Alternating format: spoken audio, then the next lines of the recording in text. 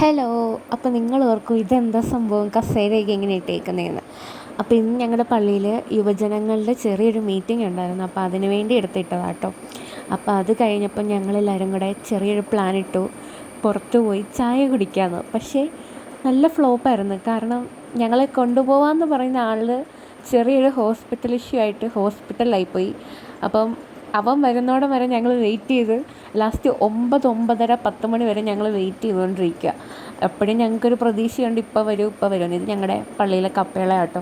അപ്പോൾ ഞങ്ങൾ സമയം പോയതുകൊണ്ട് പിന്നെ അവിടെ നിന്ന് കുറച്ച് നേരം അവിടെ ഇരുന്ന് കുറച്ച് തീപ്പെട്ടിയൊക്കെ എടുത്ത് അവിടെ ഉള്ള തിരിയൊക്കെ കത്തിക്കാൻ നോക്കി. അത് കഴിഞ്ഞ് ആകാശം കാണാൻ നല്ല രസമില്ലേ ഗൈസ്. എനിക്ക് ഭയങ്കരമായിട്ട് ഇഷ്ടപ്പെട്ടു.